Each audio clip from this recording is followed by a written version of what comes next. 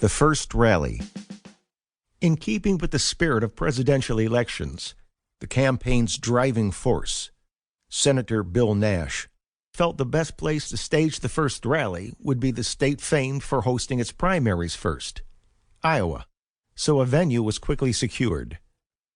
Nonetheless, Bill Nash still had serious misgivings. "I can't imagine what a spectacular disaster we're in for." The campaign's number 2 man, Senator Tom Lassen, chuckled. "Disaster or not, spectacular is good. People remember spectacular. That's why people remember the Titanic. Here's to Blunt's spectacular disaster. May it be Titanic." The scene was indeed spectacular, but in a manner that was overpowering beyond words.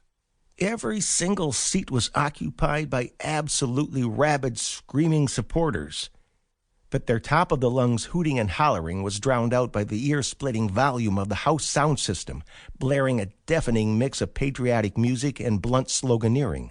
Yet even that was nothing compared to when the magic moment arrived and Blunt made his long-awaited appearance. At first, the lights dimmed to catch everyone's attention, then went out completely for a brief second. A hush of reverent silence overcame the throng as muted blue spotlights randomly swept the stands. But in the next instant, the stage reappeared in an explosion of light and sound. And there, right in the middle of it all, was Blunt, waving triumphantly to his loyal followers. With a sound that could only be compared to the raging of a hurricane, the crowd spontaneously rose and screamed hysterically, singing together in a mash-up version of Hail to the Chief. The fact nobody really knew the words was insignificant. The intoxication of the wild celebration was such a high that people just shouted whatever their gut dictated.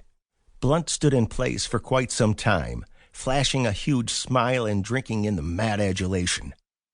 He raised his arms high above his head in a gesture to let them know he heard them, but also that he wanted to hear even more. And the people obliged. The crazed scene raged for a good 15 minutes, growing in intensity with each passing second, to the point that additional security was brought up to guard against the possibility of the stage being rushed, though it was pretty clear to all, including security, that if the crowd had truly wanted to rush the stage, nothing could have stopped it.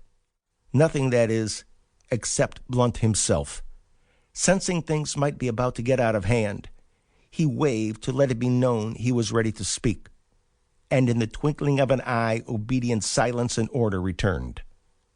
Watching from the wings, even Blunt's own team stood in overt awe of what they had just witnessed. A sudden, sharp microphone squeal rattled the rafters and crowd, which returned the attention of the little gathering to the speaker's podium. Blunt was, at long last, about to start talking, but all he managed was the perfunctory "Good evening, ladies and gentlemen," before the house re-erupted with applause. Blunt permitted the adulation to go on several additional minutes. He clearly loved it. But when even he'd had enough, he let it be known it was time to shut up, and once more the audience dutifully obliged him. With a cowed bearing, Nash looked down at his feet. After several uncomfortable moments, he turned to Lassen. "Disaster? Guess we just got schooled.